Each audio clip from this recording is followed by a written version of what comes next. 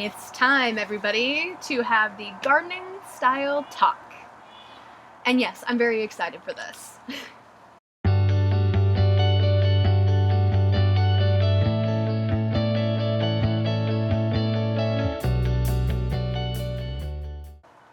So hello everybody, this is Christy with The Painted Gardener, and today we are going to be talking about 5 very common gardening styles. And I'm going to be sharing this with you so you can have a better understanding of what a gardening style is and what you might want to be using for your garden. And basically, gardening styles are the method of how to make a garden. This is container gardening. This is raised garden beds, cottage gardens, and so many more. Which, by the way, are part of the 5 that we're going to be talking about. So, the 5 different types of gardening styles that I'm going to be sharing with you are 1. Container gardening, raised beds, in-ground gardening, above ground gardening, and cottage gardens. The reason why I'm giving you these different styles is because I feel like each style has its use. For instance, container gardening I associate with micro gardening. So people who are living in apartments with very little to no space outside, for people who want to do inside gardening, for people who feel like they need to make a space inside of their home or on their patio or deck in order to have a garden. And container gardening is fantastic for that. While doing garden boxes and in-ground gardening, you section out a spot in your yard so you're able to have a garden outdoors. All right, let's get into it. So the first one that we're going to be talking about is container gardening. And again, I associate this with micro gardeners. So people who want to do indoor gardening, who live in apartments, who are doing it on decks, patios, balconies, anywhere with a small space, you can do a container garden. Ranging from 1, 2 to 5 plants on the small side or medium side, all the way to 10 and 15 plants. To me, I believe a micro garden is very large, is the space that you have at hand.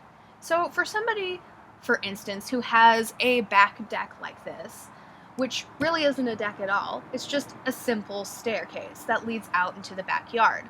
But for most people, that's all that they have, especially if they're living in an apartment or if they're living in a small space with no backyard. But this is the perfect place to put your container garden, because if it's well lit and it's right outside your house, it is a very easy source to water and to prune your vegetables and fruits. Also, it is the easiest way for you to harvest, considering it is literally right outside your door.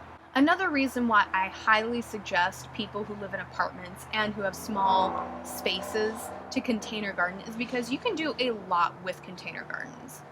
Now, the decisions that you do need to make are constrained because you only have a limited amount of space, which means you only get a limited amount of, fruits and vegetables. So you are going to have to figure out the sizing of your containers for what you're going to be producing. For instance, if you decide that you're going to be doing microgreens or very tight-packed lettuce and cabbage leaves for salads, you only need approximately 6 inches deep of soil by 6 inches wide, so your container is fairly small, so you can do multiple of them. But if you decide that you're going to do a tomato plant or an eggplant or even a cucumber plant, you're going to need about 1 cubic foot. And the reason for that is because of the root system that is growing underneath the soil. The taller the plant is, the more roots they're usually going to make. And for those of you who watched my introduction to this series, I had a moment where I pulled out a seed packet and I specifically said to always follow the guidelines of the seed packet spacing on the back for your seeds. The reason being is because that is the healthy amount of space that you need to give a plant in order for it to grow well. Now, there are exceptions. So for people who want to grow vining plants, actually something like this is very perfect because Yes, on the package it will say you're going to need 5, 6, 7 feet for this thing to grow. And if you're going to be doing it on the ground, yes, you are definitely going to need that space. But what you can do is grow it vertically, so you do not need land space in order to grow it, which is why having a staircase is fantastic. So, for people who want to grow vining plants, I highly suggest getting containers that will sit on the top of the staircase and will be able to screw in or nail into the staircase, because one, it's a stable container, and two, you are now giving it a place where it can climb down and set the fruit on the ground, but your 5 feet that you needed for that plant is now vertical.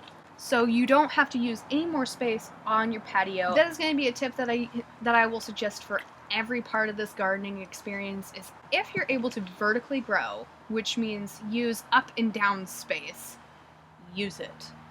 Other ways to save space, or even saving money. 1, buy buckets. If you have the ability to punch a hole into a bucket, that is the easiest way to make a large container for considerably less money. Buckets are great containers for almost every plant that needs a cubic foot or a little bit more. I suggest putting eggplants, peppers, tomatoes, anything from the nightshade family you can put in a bucket. Anything like a zucchini plant, you can try putting it in a bucket. I have successfully container grown those, but I will tell you that over a period of time, they will outgrow the bucket and it will be a lot harder for you to harvest on.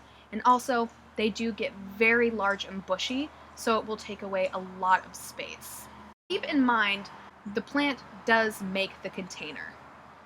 So if it needs 3 feet and it is a sprawling big zucchini plant, you might not want to grow that on a space this small. But there are many different squash that you can raise otherwise. So I definitely say that container gardening is friendly for everybody across the board, whether you're a homeowner, a renter, somebody in a condo, apartment, indoors or outdoors. Container gardening is great for any place. Things that you need to know about container gardening, though, are you're going to need to purchase containers, so that needs to be in your budget. Also, potting soil is the recommended kind of soil for, well, gardening pots, except for a larger size. Once you get into the 2-3 feet in diameter, you can go ahead and use regular gardening soil. And the reason for that is because the nutrients inside that soil is a lot more readily available to your plant. You're able to sprawl its roots out, and therefore it's not confined like a container is. Once you get to a certain size of pot, yes, you can change out potting soil for a gardening soil. Just make sure that you add perlite and peat moss as a water retentioner, and vermiculite, or no, not vermiculite. Don't do vermiculite. That's for water retention. And perlite for water drainage. Those are very important to have when you have a pot, because you need proper water drainage or it will flood the plant and you will have root rot. Other things that you need to know about a container garden is fertilizing, just the same, though you should look at your plants and make sure that they are getting the proper nutrition that they need, because again, they are in a confined area. They are more readily able to suck up all the nutrients in that area and only have that amount of nutrients. So being able to fertilize them and just watching their needs and doing the research behind organic, regular fertilizing, and I say organic instead of chemical because there is a difference. Chemical fertilizers are usually a lot stronger, and you wouldn't want to use them in a periodic setting. You usually use a chemical fertilizer as a one and done for the season. So when it comes to container gardening, it is going to be a little bit different for fertilizing versus any other garden. Alright, let's go to raised garden beds. Raised garden beds are land friendly, they are renter friendly and homeowner friendly. They are a semi-permanent to a permanent structure for your gardening space. You are going to need to have a certain section dedicated just to your raised beds. That is a fact. It's because they take up a lot of space. I have 7 different garden boxes in my setup. So I am definitely an advocate for them, especially because ergonomically, I don't have to bend down, squat, do anything hard on my joints like any other gardening style. Especially because my garden boxes are about 16 inches high, except for my strawberry patches, which that's okay.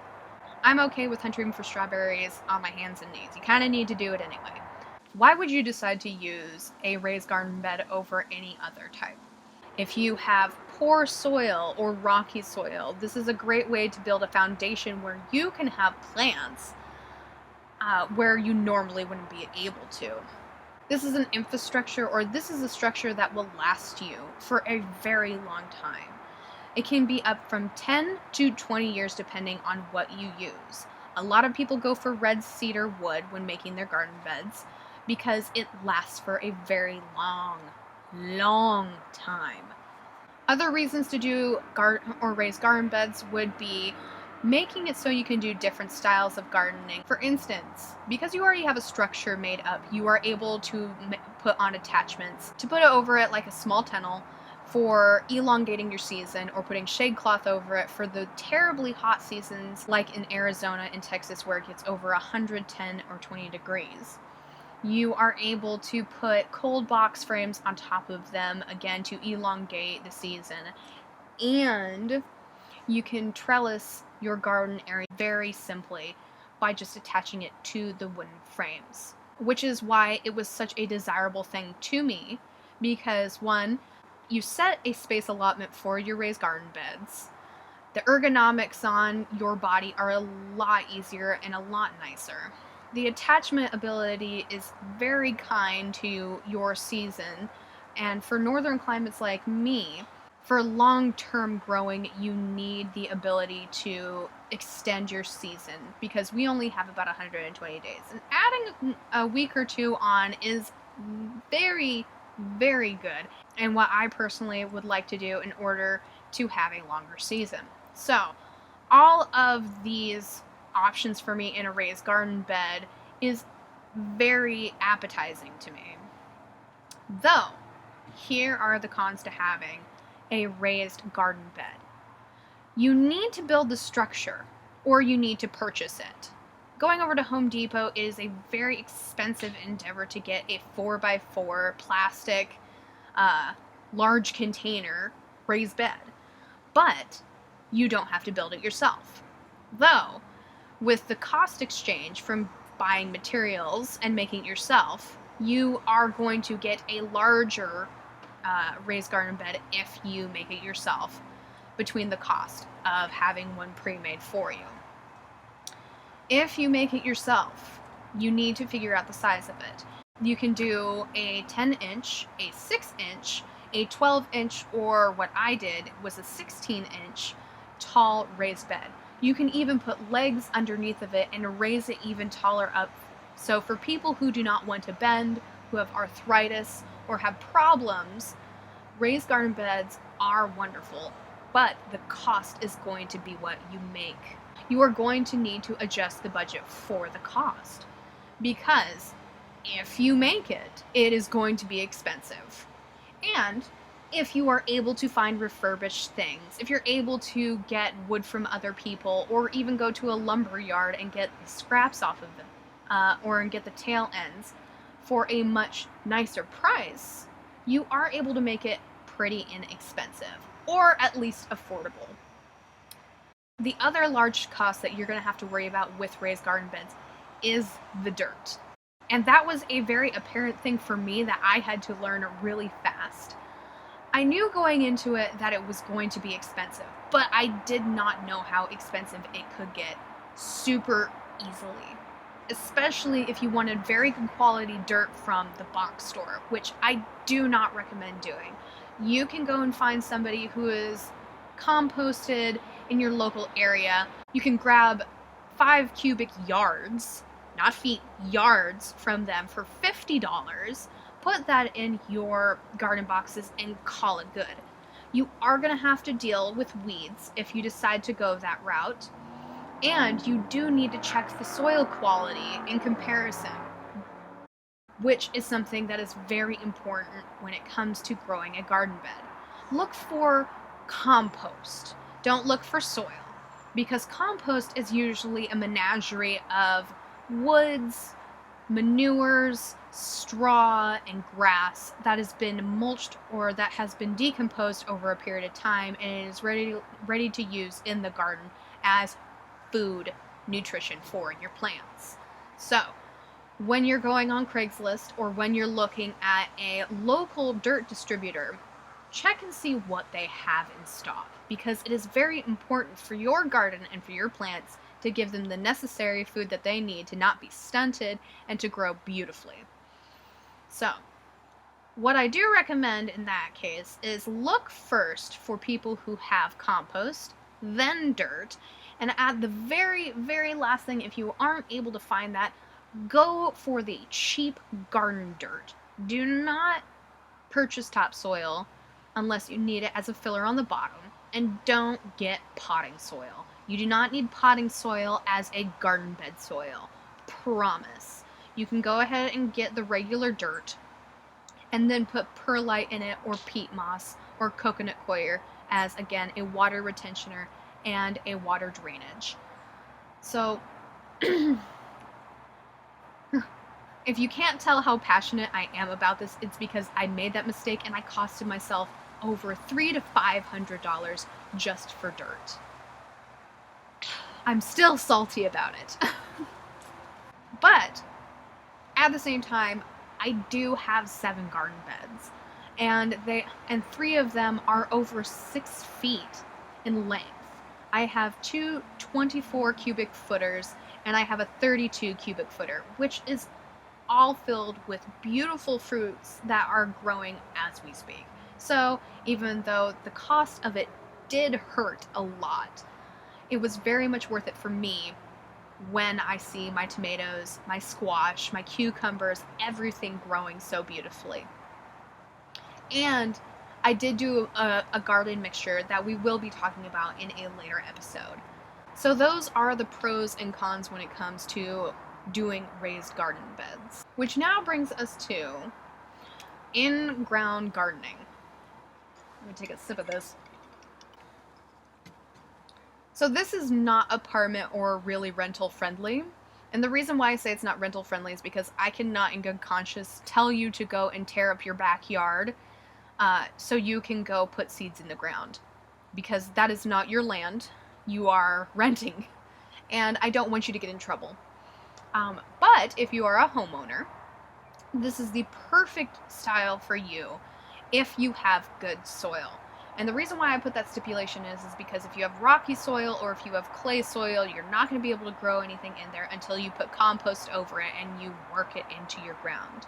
But if you have fertile soil, this is the cheapest way to garden.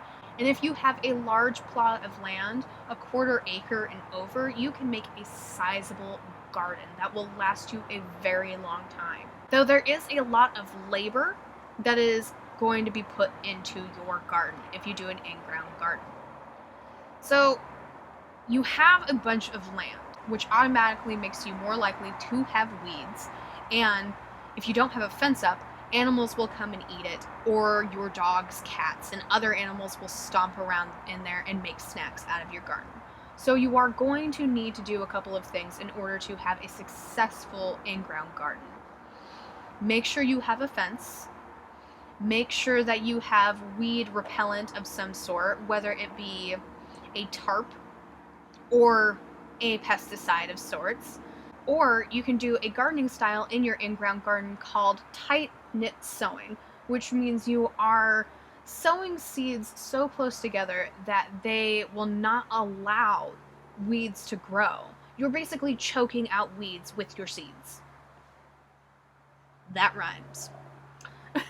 And the nice thing about it is that for some farmers, especially with lettuces, with things that are able to grow tightly compact, like lettuces, beets, onions, you will not have a problem with sowing them so close together, because no matter what, they will grow to full size if you do it properly.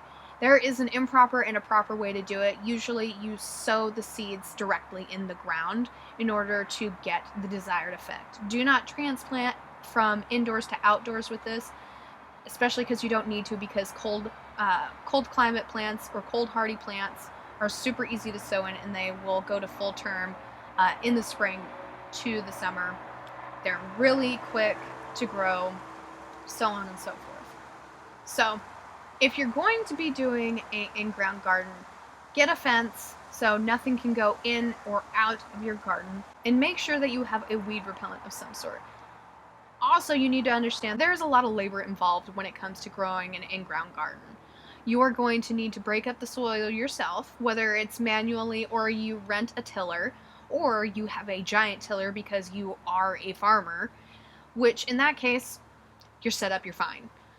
There are a lot of tools that you can use to help yourself with planting and sowing seeds that do not make you have to go on the ground and put them in there on your hands and knees. But for most people, that's going to be the case. You're going to be staking the hole, putting in the seed, covering it up, and you're going to be doing that for almost all of it, even when it comes to transplants. So understand that ergonomically, you are going to be doing a lot more labor if you decide to do in-ground gardening. Now, by no means am I trying to deter you from doing this, especially because, again, this is a humongous way for you to cheaply do a garden. And I would never want to take away that for you, especially because the ability to have a garden in the ground, you can do things to help yourself do better and do less work, like trellising. Again, growing vertically is going to be a humongous help for you to save space and also to not have to bend over when you're getting crops and fruits and vegetables from the ground. So again, vining plants, gourds, squashes, even tomatoes. Hook yourself up with trellises or with vertical growing wherever you can, so you have the ability to help yourself grow a garden better. So again, this is definitely homeowner friendly. I would suggest that people with body problems or with a lot of pain not to do this kind of gardening, just because, again, you're going to be going up and down, squatting, and it's not the greatest for your joints. It's not the greatest for your back. But if you have the ability to trellis and vertical garden, that would help you immensely. Again, the cost is definitely worth it when it comes to this kind of gardening. And making a fenced off area is something that you're going to need to do unless you are okay with sacrificing some fruits and vegetables to the animals of the woods, your home, and stomping of things. Which leads us into above ground gardening. So above ground gardening is a lot like in-ground gardening in the sense that it is very low to the ground, but the biggest difference is you're putting dirt on top of dirt. So this is renter friendly. This is small area friendly. This is homeowner friendly. It is not apartment friendly because people will generally stomp over it. You are sharing a community space, therefore people will probably violate the area that you are making a garden for. So I definitely do not recommend this for people living in apartments or shared community spaces. But for everybody else, this is a beautiful way of making a creative garden if you want to, or making a cheaper version instead of raised garden beds. Again, this is not for people who have joint problems or arthritis. It's not great for ergonomics. It is going to be harder on your body, but if you want a creative garden that has a lot of fun and interesting ways to be made, this is definitely the garden space for you. You're going to need, again, a section in your land specifically for this garden, but because it is a loose soil above ground option, you can twist and turn, make geometric shapes, do a garden that is completely different from everybody else because you are putting your plant in a space that doesn't have the boundaries or borders of containers and boxes. It is loose soil on top of your rocky or clay soil. So if you do have soil that is moderately good, this is a great way for giving your plants a good start and then being able to grow roots deep into the ground. This is also a really good way to start amending and revitalizing soil that is rocky or clay ridden by putting compost on top of it. And in a couple of years, you might be able to actually do in-ground gardening because you've mixed everything up together and given yourself a new foundation for your ground. The pros of having this kind of garden, again, is having the space or making the space of an in-ground garden except above ground. You are able to do it in a very free style, so you can make it very creative and very personalized. You are able to have a lot of fun with, again, vertical growing and just making it your own. And the cost is a lot nicer than having a container or a large raised garden box garden. And that is because, again, you're taking out the materials needed. You're just having the dirt. The cons of this. Again, ergonomics aren't that great. You're going to have to get on your hands and knees. You're going to have to worry about weeds. And you're going to have to worry about weeds a lot more than what you're used to. Because rocky and clay-ridden areas usually don't have a lot of weeds, or it's a specific kind of weed that's there. And when introduced with nice, nutritious soil, which is what you're going to be doing, they are going to grow wildly larger than you expected. So keep that in mind. So when you're ready, get a tarp of some sort, mulch heavily, which means putting straw or wood chips on the top there, on the top of your soil so it will choke out the weeds. Or get an herbicide that will take care of your... Alright, so again, this is friendly for homeowners and for renters with space available to them. You are going to need a fence. You are going to need to worry about labor. You are going to need to understand the consequences of not having certain things in order to build a good, safe garden. But for creativity and for building up a new foundation for your land, for your soil in that specific area, hands down a wonderful way to garden, and also it is cheaper than doing a structured garden like container gardening or raised beds. Let's talk about the last one, cottage gardening, or perennial gardening as it's called. Perennial gardening, cottage gardening, I'm just going to call it cottage gardening for the sake of continuity though, is my favorite. And I personally don't have one yet, but I really, really want one. And the reason being is because perennial gardens or cottage gardens are used for perennials. They are used as a garden that just keeps coming back. This is homeowner friendly, or renters with amazing, amazing landlords friendly. Because this garden really doesn't shine unless it has years to grow.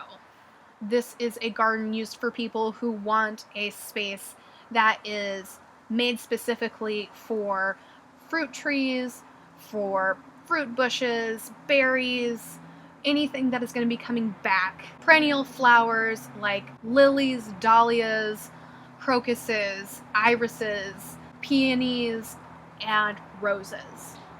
Almost any rose or rose garden that you see, that is a cottage or perennial garden. So understand that that gardening style is a very long-term, I would want to say the most long-term gardening style for people to have. And so that's why I would not recommend this for anybody else but homeowners, and again, for renters who have really awesome landlords. But the thing about it is, perennial gardens, I mean,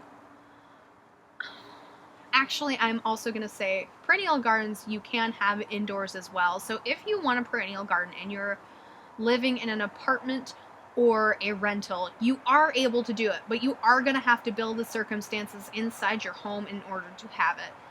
And that is going to be on an episode that we will be talking about in supplies that you need to grow indoors.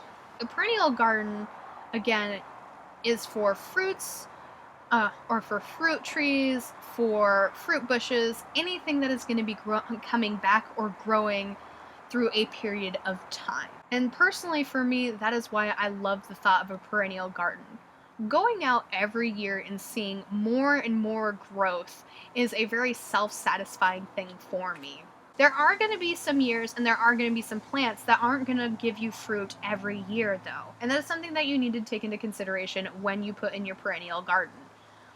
You are going to need to give an estimated sure amount of space for every individual plant there, just like a garden, but you also need to be able to prune it and to understand what the needs for a long-term plant are going to be, which makes it completely different from an annual garden, vegetable, or flower. You are also going to need to fertilize it a little bit differently. For a regular garden, you fertilize it once, or you do an organic fertilizer temporarily every time. With a perennial garden, you are going to be doing it, you are going to need to fertilize it within every 3 months. And unless you have a cold perennial garden, which means northern climates, when they go dormant, you don't have to fertilize them. I asked that question once and I got a very interesting look. But when spring comes, when it starts to be revitalized, you will fertilize it then, and then you will fertilize it again when the blossoms start blooming. The pros of having a cottage garden is you know what's going to be in your garden. You are going to have it coming back luscious and bigger every year, and it is always going to stay the same for you. There is not really a time where you're going to be pulling out things in your perennial garden unless they are dead. Or you're a person who's decided that they want something else in that space. For me, a perennial garden doesn't have to be very large. You can do it in 10 square feet. And you can just do berry bushes, or you can do a perennial flower garden, which just comes back every year. But there are some amazing, elaborate perennial gardens, like the cottage garden on Roots and Refugees farm. It is beautiful. It looks like a Shire from Lord of the Rings has just come to be in their area or in that part of their garden. Jess has grown everything in there, from flowers to bushes to perennial sweet potatoes. I don't think that she has trees though. I believe she's going to be putting those in next year though. It is definitely the gift or the garden that keeps on giving. Now, on the other hand, you do need to learn how to fertilize properly. You're going to need to learn how to prune it properly or cut it back. And those two things are different. You are going to need to learn what is a perennial in your area, because north versus south, the perennial system is different. So look up what is going to be able to come back in your area of gardening. So I am in zone 3B, which means that crab apples and Bing cherries are going to be fantastic growing trees in this area. But peach trees and apple trees, I would need to either splice or not have them at all. Oranges will never grow in this area. While in Florida, in Washington, in a lot of the lower 48, you guys are going to be able to do that and to grow those kinds of trees in your area.